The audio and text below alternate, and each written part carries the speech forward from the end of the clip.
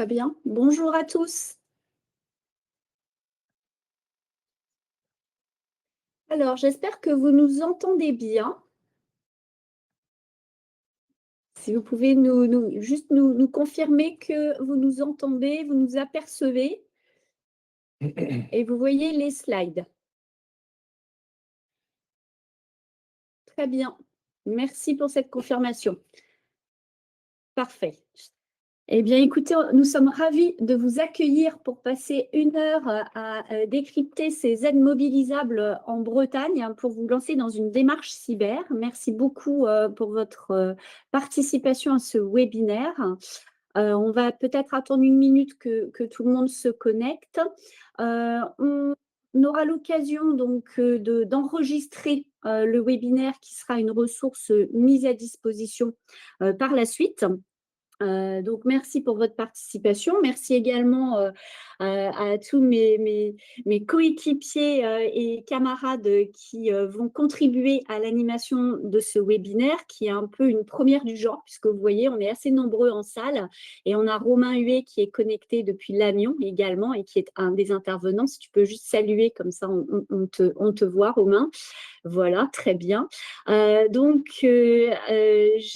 ce webinaire. Donc, je suis Tiffaine Leduc et on va avoir l'occasion de se présenter.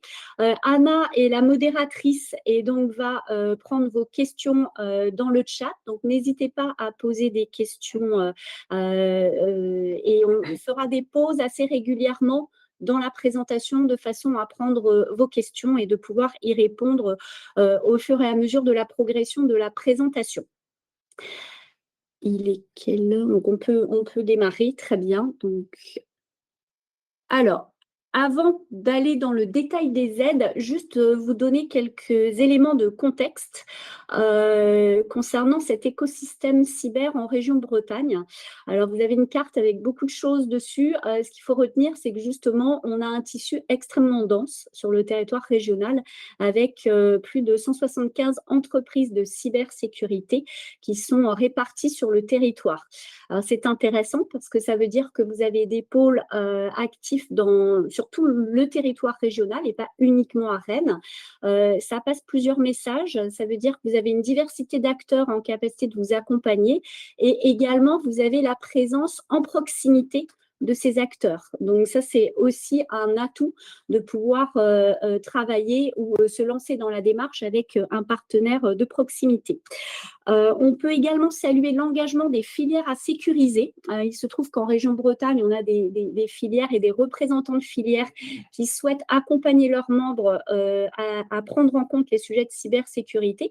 On peut citer par exemple le cluster qui représente les associations agroalimentaires, l'UIMM qui est une organisation professionnelle extrêmement active dans le domaine, un cluster qui représente le transport ou la logistique, un cluster qui représente toute l'électronique embarquée et l'intelligence embarquée. Donc, on a vraiment une bonne fédération à la fois des pure players cyber, mais aussi des filières à sécuriser pour engager cette démarche cyber qui est une démarche progressive sur le long terme. On ne passe pas de zéro cyber à tout cyber et c'est ce qu'on va vous montrer avec la mise en place de ces outils. Alors, il se trouve que cet écosystème s'est fédéré sur la base d'un campus qui s'appelle Bretagne Cyber Alliance. C'est le campus pour la région Bretagne. Gardez en tête qu'il existe d'autres campus dans d'autres régions, en Hauts-de-France, en Normandie, en Nouvelle-Aquitaine, en Occitanie, en région sud, en Grand Est et bientôt en Auvergne-Rhône-Alpes. Donc, vous avez une couverture du territoire par des campus cyber qui commencent à être maintenant à l'image du paysage national. Ces campus ont la vocation déjà de vous permettre d'accéder facilement partout en France à un ensemble de ressources. C'est ce qu'on va montrer notamment avec Jérôme Lenné, le délégué régional Annecy. Donc, la mise à disposition de ressources, le rôle des campus, c'est de valoriser ça et de vous faciliter cet accès. L'apport des campus, c'est aussi la simplicité et l'unité d'action. Donc, on essaye d'être coordonnées pour que, quel que soit le point d'entrée, vous ayez accès à la bonne information et au bon opérateur. Ça, c'est le message qu'on va passer tout au long de cette heure. Et puis, l'idée aussi de l'engagement des régions dans cette dynamique-là, c'est effectivement cette dimension du dernier kilomètre, donc vraiment de porter la cybersécurité jusqu'à chez vous, en proximité. Ça, c'était très important de pouvoir vous rappeler ça. Alors, ces acteurs sont mobilisés. C'est pour ça qu'on est réunis tous ensemble. Vous nous voyez, alors vous nous voyez à la fois individuellement par l'écran, mais vous voyez cette table où nous sommes tous présents au même endroit. On a décidé de se réunir. Ça fait une palette d'intervenants variés qui représentent justement la prise en compte de la cybersécurité à tous les échelons. Et on va avoir l'occasion de vous présenter des dispositifs nationaux, des dispositifs qui sont opérés en région Bretagne et des dispositifs également de la région Bretagne. Donc, c'est ça que vous allez découvrir avec les différents intervenants qui vont se succéder. Alors, on va faire le tour de ces intervenants. Je vais commencer. Élise, on va faire dans l'ordre. Ouais. Donc, bonjour à tous. Élise Beccari, moi je travaille à la région comme chargée de développement des entreprises et notamment en charge d'un dispositif pour permettre aux entreprises d'être plus résilientes, notamment sur la cyber et voilà, avec un dispositif qui s'appelle le Pass Transition que j'aurai l'occasion de présenter tout à l'heure. Très bien. Valentin? Bonjour à tous, donc Valentin Chuzel, moi je suis directeur de Brest Cyber, donc c'est le centre de réponse à incidents cyber de la région Bretagne. Et notre mission, c'est d'accompagner les victimes de cyberattaques, donc PME, collectivités ou associations, en cas de cyberattaque. Nickel.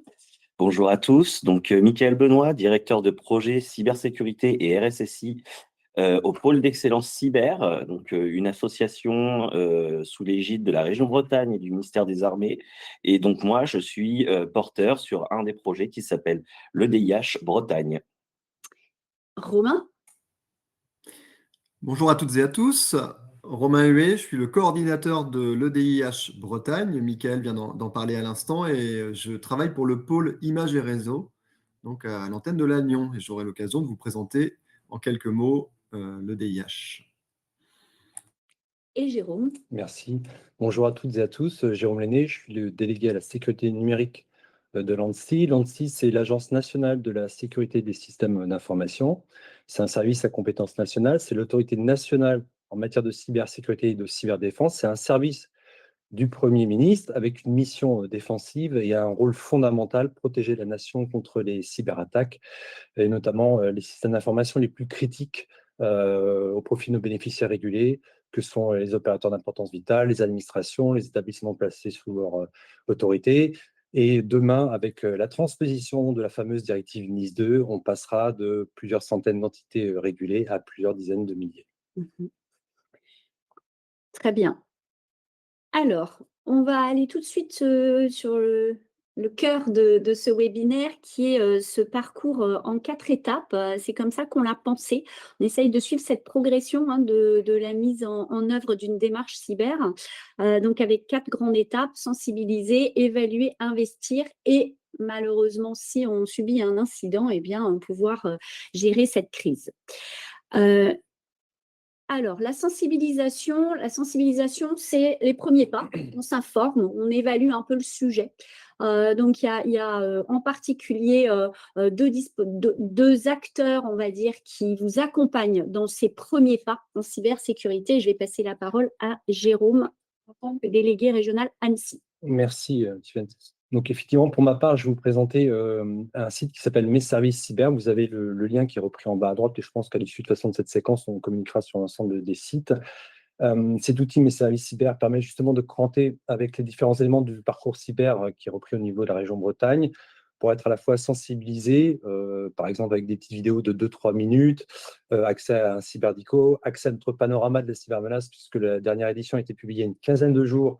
Et au suspense, sachez-le, le niveau de menace n'a pas diminué. On a peu ou prou le même nombre d'incidents en 2025 qu'en 2024, alors qu'en 2024, on avait les Jeux Olympiques de Paris, qui était quand même une année un peu exceptionnelle. La possibilité de se former avec les MOOC, avec l'accès à des formations labellisées ou pas, la possibilité de se sécuriser en appliquant les recommandations, en faisant appel à des prestataires, en demandant des diagnostics, on va y revenir plus concrètement parlant, et enfin réagir, c'est-à-dire appliquer les recommandations de nos guides, notamment pour gérer la crise d'origine cyber, ou encore le fait de déclarer des incidents auprès d'un certain nombre d'entités sur lesquelles on va revenir de manière plus approfondie. Voilà pour la présentation. Pour avancer sur la partie sensibilisation et formation, alors effectivement, sur le site Mes Services Cyber, vous avez peu ou prou l'ensemble des ressources de l'agence, des outils gratuits à disposition des entreprises, mais aussi des collectivités territoriales.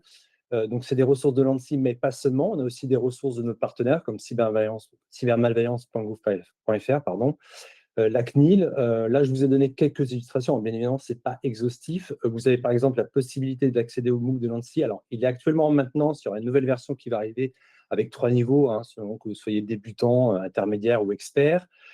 En attendant, bien évidemment, vous avez aussi accès au MOOC de cybermalveillance.gouv.fr, sans cyber et sans crise aussi, je ne dis pas de bêtises sur la partie gestion de crise.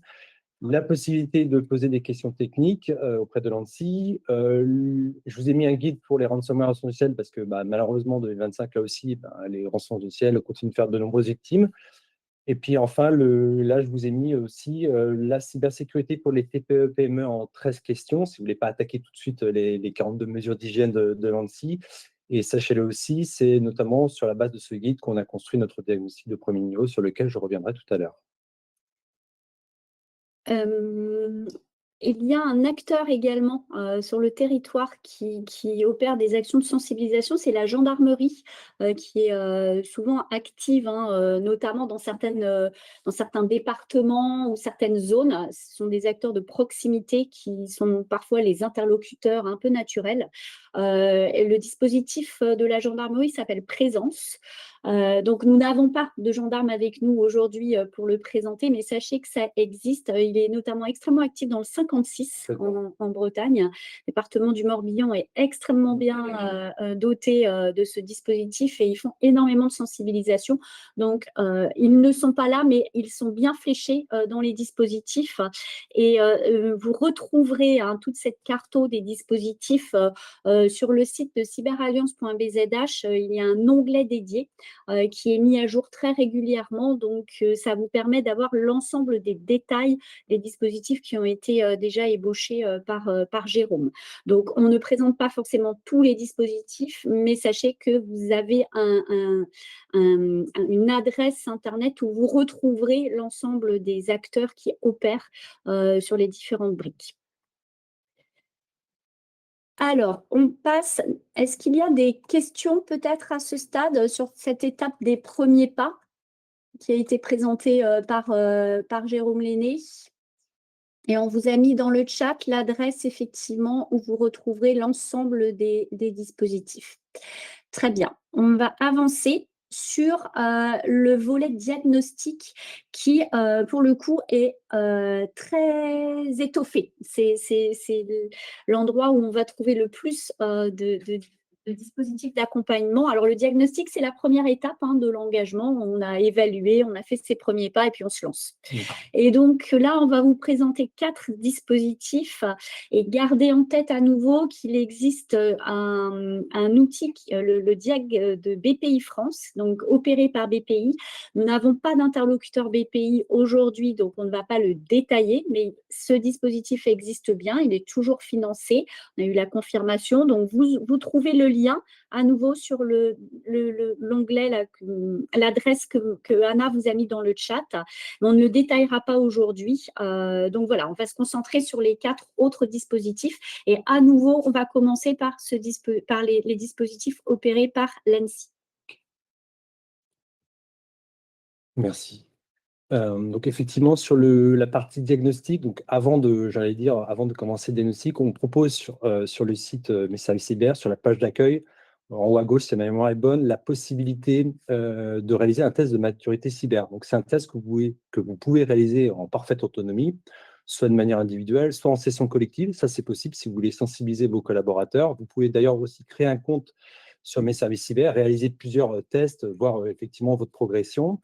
Ça se fait très rapidement, en 5 minutes à peine. On a quelques questions sur effectivement votre sensibilité par rapport à la question de la cybersécurité, la cybermenace, pour la gouvernance, les ressources financières, les ressources humaines, est-ce que vous avez mis en place quelques bonnes pratiques, est-ce que vous avez des outils, etc.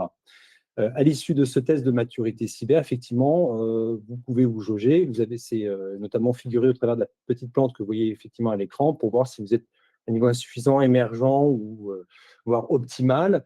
Et c'est un moyen justement de débuter les actions, soit pour se lancer, et effectivement, c'est ce qu'on verra dans le slide suivant avec le diagnostic de premier niveau, cyberdépart, c'est pour approfondir, j'en ai parlé effectivement, si vous voulez réaliser par exemple des formations, si vous voulez faire un MOOC, faire appel à des prestataires, ou enfin pour être accompagné sur la partie NIS 2, je l'ai évoqué tout à l'heure, mais effectivement, au travers de mes services cyber, vous pouvez d'ores et déjà vérifier, si vous êtes éligible.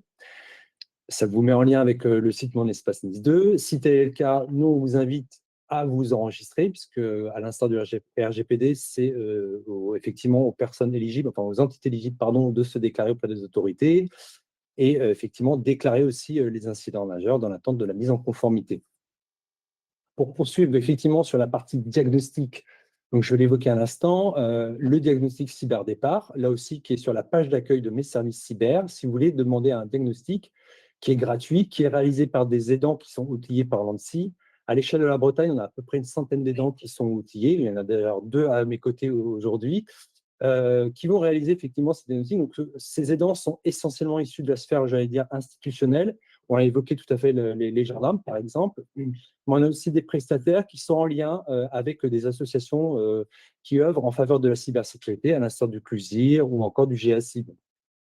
Ce diagnostic, c'est une trentaine de questions. Donc, c'est vraiment un diagnostic de premier niveau qu'on a conçu, j'allais dire, pour des entités, alors associations, entreprises, collectivités, qui sont sensibilisées, mais qui ne savent pas toujours quelle est la première démarche à accomplir. Et donc, ce diagnostic est là pour les aider. Donc, 36 questions si vous avez un système industriel. Si vous n'en avez pas, vous aurez moins de questions. À l'issue de ces questions que nous, on recommande plutôt de faire en présentiel, c'est possible en distanciel.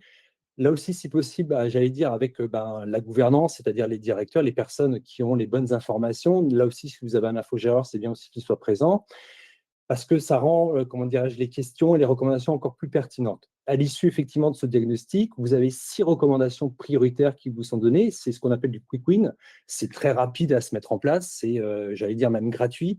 Mettez à jour votre système d'information, mettez à jour votre firewall, votre antivirus. Non, tout le monde ne peut pas être administrateur de son poste de travail.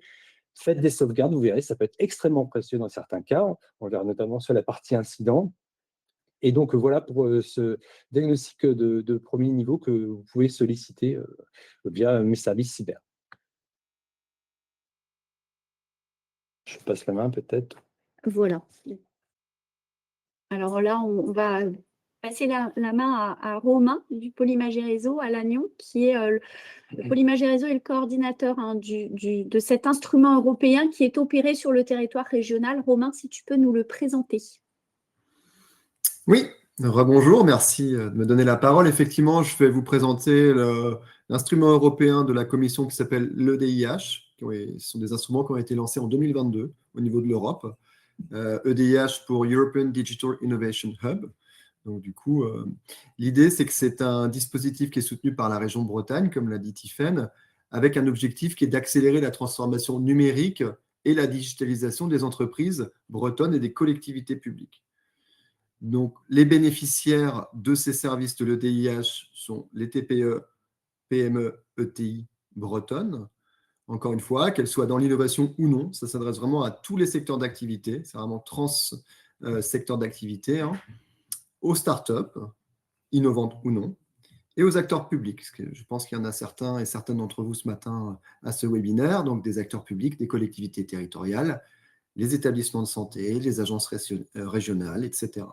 Donc voilà, on est autant à risque quand on est dans le privé ou dans le public sur la cybermalveillance. Donc effectivement, donc il y a toujours, c'est pour ça que cette EDIH, ces outils ont été vraiment calibrés pour être aussi bien à destination des acteurs publics et des acteurs privés. L'EDIH, c'est un travail collectif. Là, on sort de la première phase qui était la V1 de l'EDIH, qui se termine cette année, et on repart sur une phase de 3 ans jusqu'en 2029, riche d'un consortium de 18 partenaires régionaux. Il n'y a personne qui opère tout seul, mais nous sommes des acteurs publics, parapublics, privés dans ce consortium, piloté par le pôle de compétitivité Images et Réseaux, que je représente ici, donc à Lannion, donc le pôle de compétitivité qui est aussi présent à Rennes et à Nantes, en région Pays de Loire. Je vous ai mis un lien vers le site internet de l'EDIH. Si vous avez plus de questions, de toute façon, vous pourrez trouver les acteurs, les actrices pour vous répondre sur ce guichet de financement. Hein. Voilà. Collaboratif, je le rappelle. Et on va illustrer ça par justement cette phase de diagnostic opérée par le pôle d'excellence cyber. Michael, si tu peux nous le présenter. Effectivement. Donc, comme Romain l'a dit, donc du coup, on a un grand consortium et le pôle d'excellence cyber, lui, joue le rôle du diagnostiqueur dans ce consortium. Donc, l'objectif pour nous, c'est de mettre en amont un premier diagnostic qui permet en fait d'avoir un spectre assez large et de vous permettre en fait de démarrer par quelques notions de cybersécurité qui va vous emmener justement avec les guides qu'a cité l'ANSSI, mais pas que, parce qu'on fait un scope beaucoup plus généralisé avec la 27002, dans laquelle on va opérer sur 16 chapitres et vous permettre d'aller aller chercher ce qu'il faut ou ce qu'il ne faut pas modifier. C'est aussi bien technique qu'organisationnel. On le répète assez souvent, mais on a besoin de tout le monde pour ce genre de diagnostic. Ce n'est pas juste un référent informatique. Il faut aussi impliquer les directions, les ressources humaines, la direction des comptabilités, le DPO et toujours avoir le prestataire informatique, c'est obligatoire. Avec ça, on fait aussi un scan de vulnérabilité externe qui vous permet d'avoir au moins une vue de votre surface depuis vos adresses IP et pas que, parce que ça peut être aussi votre nom de domaine, adresse IP publique, vos noms de domaine de site web, etc. Très important parce que généralement, on sous-estime en fait tout ce qui peut être vu de l'extérieur et on y trouve pas mal de choses. Alors, c'est un premier volet, c'est des premières offres. On vous expliquera ça un peu plus en détail avec la slide suivante, mais ça montre l'importance en fait de pouvoir se scanner au niveau des vulnérabilités et ensuite peut-être plus tard d'aller chercher une offre plus complémentaire qui permettrait justement de se renforcer sur cet axe. Pour aller dans le vif du sujet, le diagnostic, donc grâce à l'EDIH, il est cofinancé par l'Union européenne. Donc en gros, il est de 3 000 € hors taxe. Et du coup, le reste à charge pour le client est de 1 500 € hors taxe. Donc, les établissements vont bénéficier d'un diagnostic couvert avec tous les axes que je vous ai montrés, donc des 13 questions jusqu'à NIS 2, voire de l'ISO 27001 pour ceux qui veulent aller plus loin. On vous donne une feuille de route, on vous accompagne pendant 12 mois, on fait un scan de vulnérabilité, on fait 5 scans sur les 12 mois à venir, et nous, on vous suit avec 4 réunions proactives pour justement vous aider à améliorer ce dont vous avez besoin, ou s'il y a des sujets prioritaires, vous appuyer à lancer des démarches auprès de prestataires et autres régionaux. Et c'est OK pour moi. Très bien, on va passer sur les dispositifs de la région Bretagne. Élise? Oui, donc je vais vous présenter 2 dispositifs. D'abord, BRESFab. BRESFab, c'est un programme régional qui est financé notamment par la région et qui est déployé par les acteurs que vous voyez en bas là sur le logo, notamment CETIM, UIMM et le réseau consulaire. Et il s'adresse spécifiquement aux entreprises industrielles qui ont entre 5 et 250 salariés.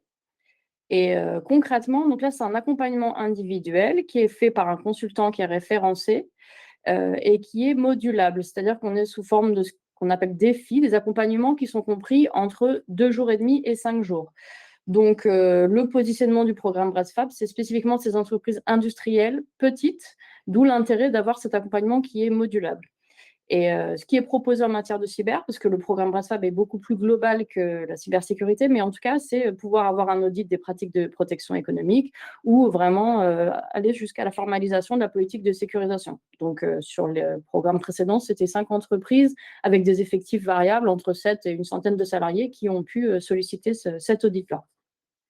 Et le programme BRESFab, dans le parcours, puis comme je l'ai dit, il est plus global que la cyber, donc il démarre systématiquement par un diagnostic 360 qui, là, est plutôt sur la maturité environnementale de l'entreprise. Donc, même si votre besoin, il est sur un audit cyber, vous démarrez de toute façon par ce diagnostic-là.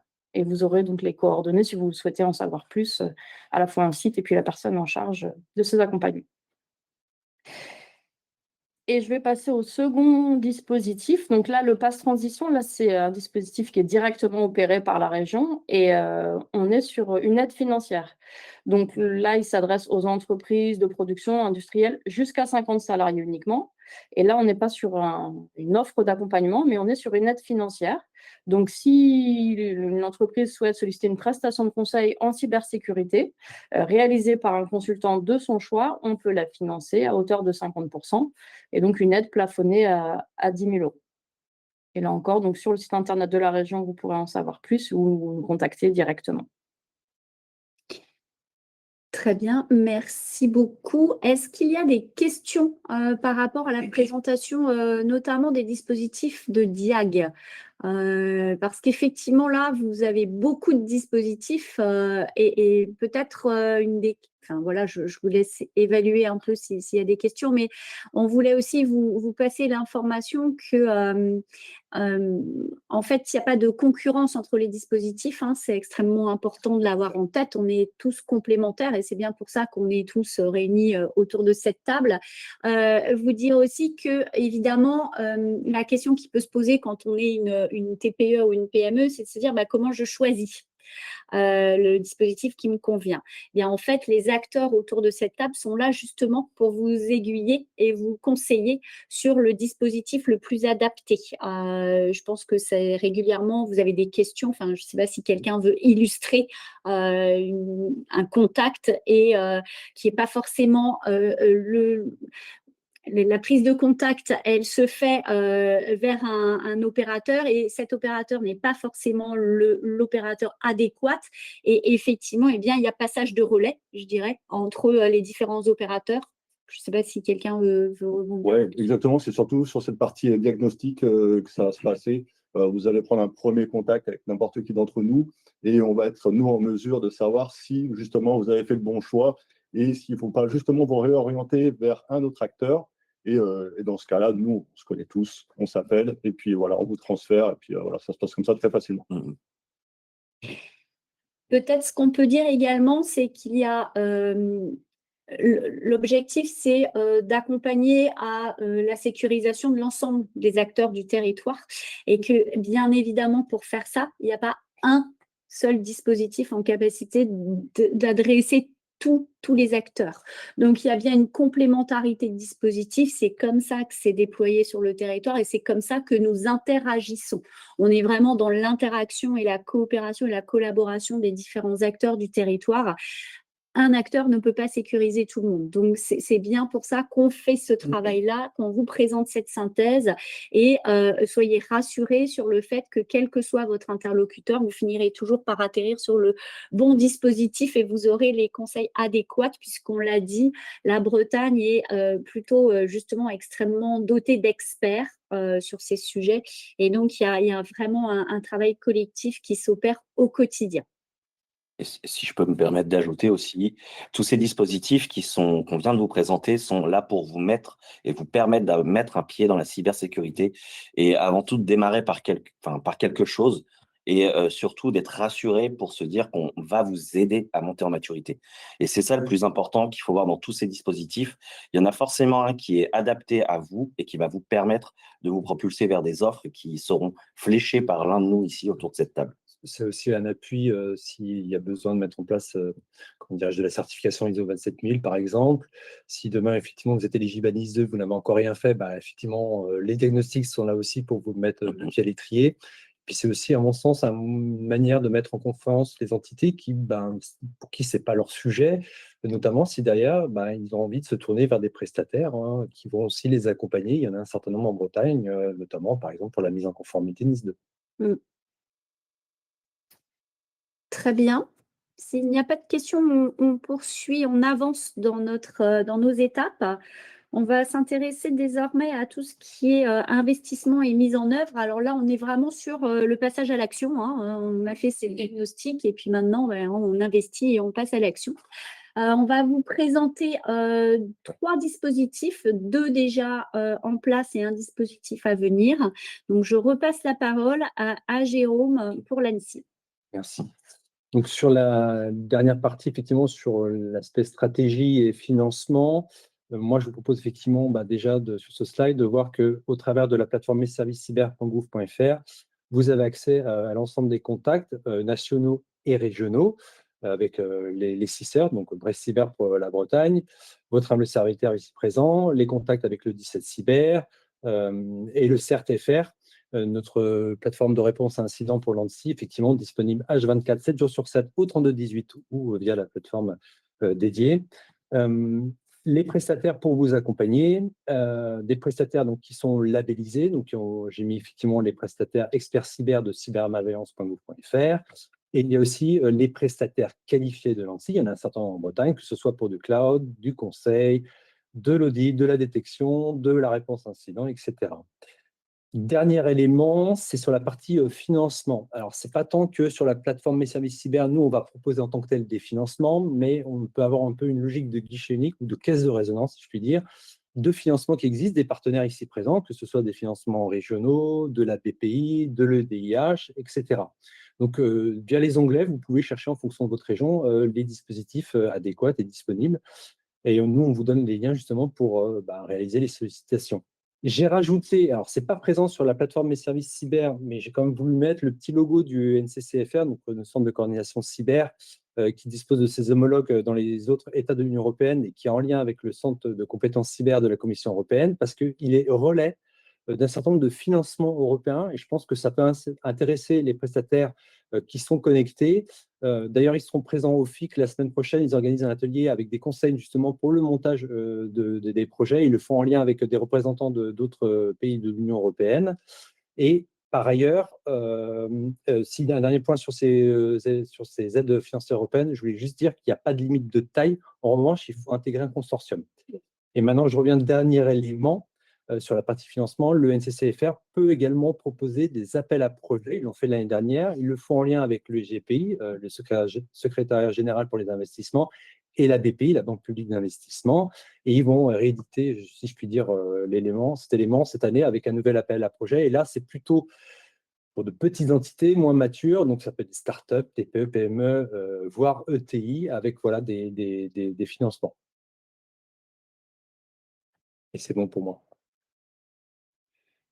On revient sur l'instrument européen EDIH, justement sur ce volet mis en œuvre. Donc, Michael. Oui, alors donc du coup, forcément, nous, on a une complémentarité dans l'offre qui va que le diagnostic apporte forcément à déboucher à des solutions, des financements qui peuvent vous apporter justement un accompagnement dans lequel on va prioriser selon la feuille de route qu'on a fait un projet. Ce projet qui va être cofinancé par l'Union européenne. Donc, on va le cadrer, on va l'encadrer et on va pouvoir vous proposer, grâce au catalogue du SIEC, donc Cyber Expert Catalogue, dans lequel on a lancé une AMI il y a à peu près 15 jours de ça, qui permet du coup d'aller chercher un prestataire, qu'il soit local, national ou européen, et qui donc lui va faire la prestation. Parce que le pôle d'excellence cyber n'a pas vocation à aller faire des prestations de type certification d'audit, de certification 27001 ou ce genre de choses. Mais par contre, on va recenser les bonnes personnes pour que vous puissiez aller faire dans cette démarche ce dont on va flécher dans la feuille de route. Et donc là, une aide qui est plafonnée à 10 620 € au niveau de la subvention, et elle est à 50% du projet. Donc, pour donner un petit exemple, pour illustrer, vous êtes une entreprise qui a fait un diagnostic. Ce diagnostic va révéler que vous avez besoin peut-être de mettre en place un système de type réseau avec du firewall pour sécuriser donc, du matériel pur. Et bien là, du coup, on va chercher un prestataire ensemble, on va le poker dans ce catalogue, on va en prendre 3, on va, avec vous, en tripartie, décider duquel convient le mieux. Et ensuite, l'offre qui sera positionnée, on va vous permettre de vous accompagner, cadrer le projet, et ensuite de vous financer avec l'aide de subvention à 50%. Si l'offre coûte 15 000 € en hors taxe, vous allez avoir 7 500 € d'aide pour pouvoir financer ce projet. Merci. Et là, on va évoquer justement cet engagement de la région avec un dispositif à venir. Élise ? Oui, tout à fait. Donc, tout à l'heure, j'ai eu l'occasion de présenter ce dispositif Pass Transition. Jusqu'ici, on avait uniquement un volet conseil que je vous ai présenté tout à l'heure. Et là, donc, effectivement, à venir, parce que c'est sous réserve du vote de nos élus, mais la proposition, c'est qu'on puisse ajouter une brique qui est justement sur pouvoir soutenir les investissements, un peu dans la continuité de ce qui vient d'être dit. Et justement, l'idée, c'est qu'on puisse financer les investissements à condition que l'entreprise, au préalable, se soit engagée dans des démarches, dans un accompagnement avec un audit, donc tels qui vous ont été présentés jusqu'ici, que ce soit par le DIH, que ce soit via Bresfab ou que ce soit à l'issue d'un diagnostic cyber PME porté par BPI, ou en cas d'attaque, à l'issue de, voilà, s'il y a eu un rapport d'incident par Brest Cyber qui a identifié un certain nombre d'investissements qui seraient intéressants pour sécuriser l'entreprise, à ce moment-là, on peut financer les investissements à hauteur de 50%, et donc sous forme d'une aide en subvention qui peut atteindre 50 000 euros. Et donc, ce sont les mêmes contacts que pour ce que j'ai pu présenter tout à l'heure. Voilà pour cet onglet investissement et mise en œuvre. Alors, on va passer à la dernière phase de notre étape. C'est malheureusement quand on subit un incident cyber, eh bien, comment est-ce qu'on s'organise, sachant qu'effectivement, quand on subit un incident cyber, en général, on est un petit peu stressé dans une situation de panique. Donc, l'idée, c'est de pouvoir trouver du relais et un soutien très rapidement. Et donc, il y a une organisation et des interactions dans l'écosystème pour justement pouvoir accompagner au plus vite dans la panique. Je passe la parole à Jérôme et Valentin sur le sujet. Je démarre. Je peux prendre le lead. Ok. Donc, effectivement, là, on voulait vous présenter simplement 3 acteurs principaux, on va dire en Bretagne et sur le niveau national. Donc, on a en haut l'ANSSI, donc on ne présente plus l'acteur national, qui sera en général en charge des opérateurs d'importance vitale ou opérateurs de services essentiels, mais pas que. Vous pouvez les contacter dans tous les cas au 3218, ils sauront également vous aiguiller. Vous avez sur la partie de droite le MCERT, donc c'est un équivalent de Brest Cyber, mais qui sont en fait spécialisés sur les opérateurs et les organismes du secteur maritime. Et à gauche, Brest Cyber, que je vais présenter en détail. Donc nous, on intervient auprès des TPE, PME et ETI, les collectivités et associations de Bretagne, si vous avez votre siège en Bretagne. Alors, peut-être noter que ces certes régionales existent dans toutes les régions, en fait. Maintenant, oui, Oui. dans toute la région. Absolument. On a nos homologues dans toutes les régions de France et dans l'outre-mer. Donc, si vous n'êtes pas de Bretagne aujourd'hui, sachez que vous avez un CCR qui est disponible aussi en cas d'incident. Chacun a son numéro. Et aujourd'hui, on a un petit plus, c'est qu'on a intégré également le 17 Cyber. Donc là, c'est pareil, tous les CCR sont en train d'y adhérer. Brest Cyber y a adhéré au mois de janvier. Donc, vous pouvez aussi nous contacter via le 17 Cyber. Dans tous les cas, vous tomberez sur un de mes analystes qui pourra prendre en charge votre incident par téléphone. Si jamais vous êtes trompé, aucun problème, on vous réaiguille vers le bon organisme.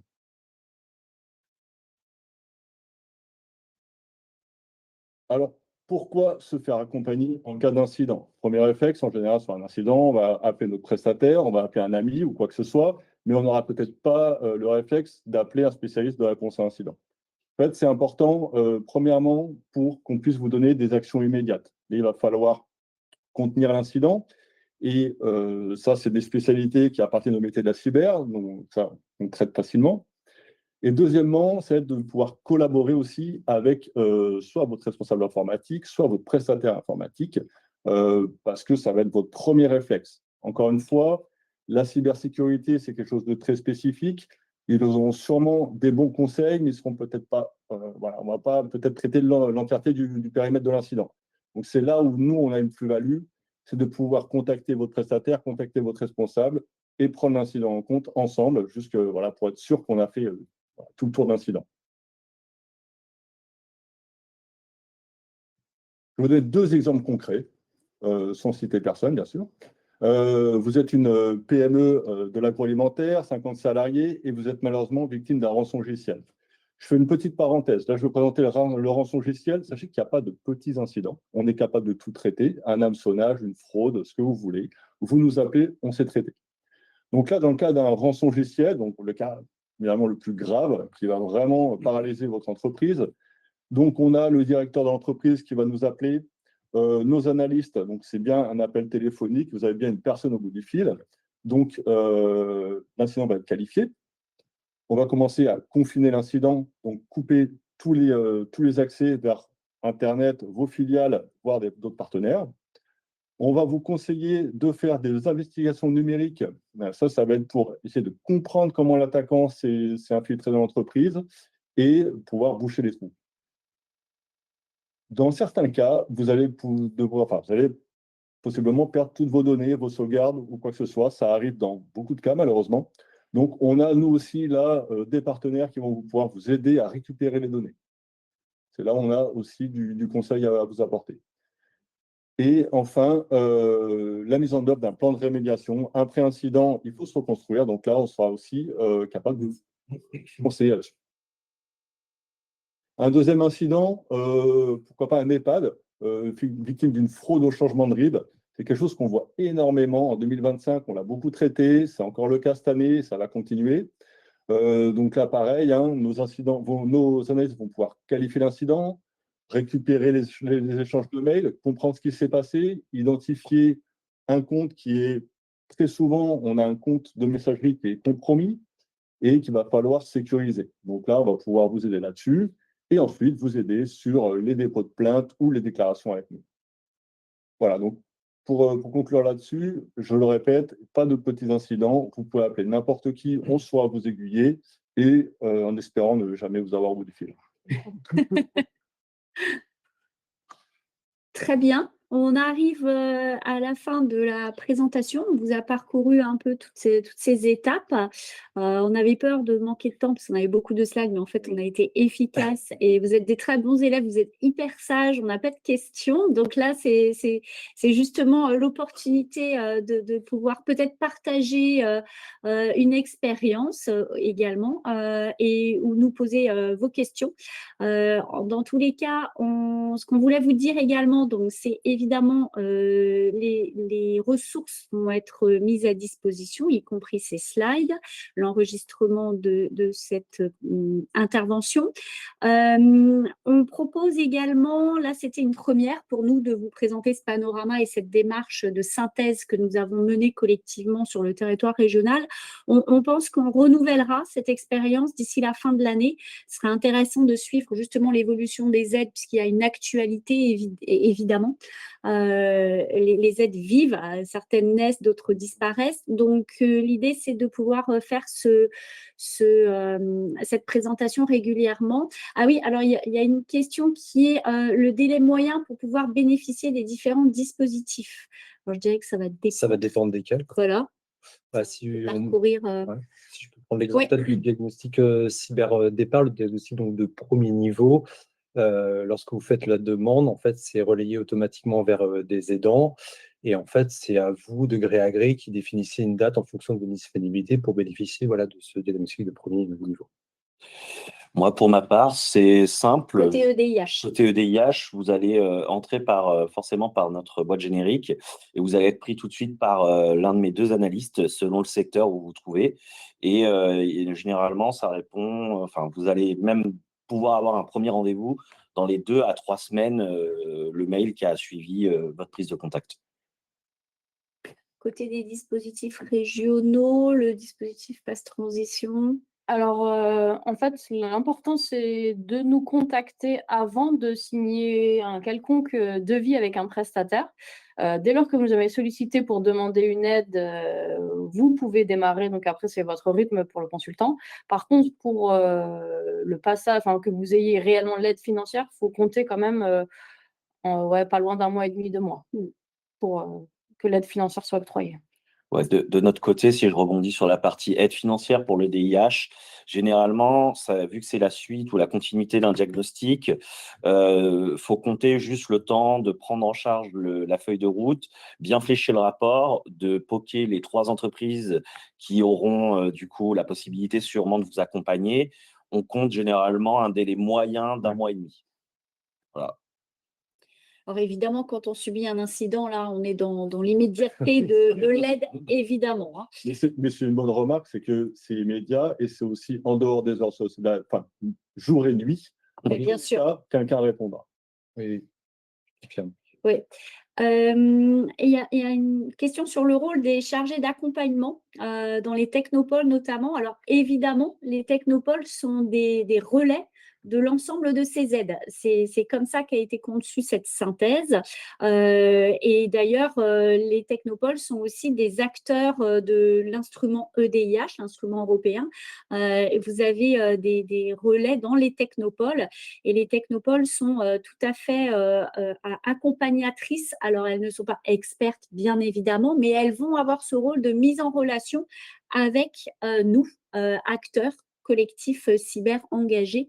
Et la présentation de ces aides fait aussi partie, c'est aussi à destination des technopoles que ce travail de synthèse a été fait. Sachez qu'on en a fait un petit flyer qui est voilà, distribué et présent dans toutes les technopoles. Je vous montre l'arrière. Donc voilà, ça c'est à disposition dans toutes les technopoles. Les technopoles sont bien engagés comme accompagnants des entreprises de l'écosystème, avec un focus aussi également sur les porteurs de projets. On aimerait bien justement pouvoir prendre la cyber le plus tôt possible quand un porteur de projet décide de créer une start-up. On a tout à gagner à embarquer la cybersécurité by design, en fait, dès le début. Et donc, on fait un travail avec les technopoles pour justement sensibiliser les porteurs de projets à intégrer la cybersécurité dès le départ.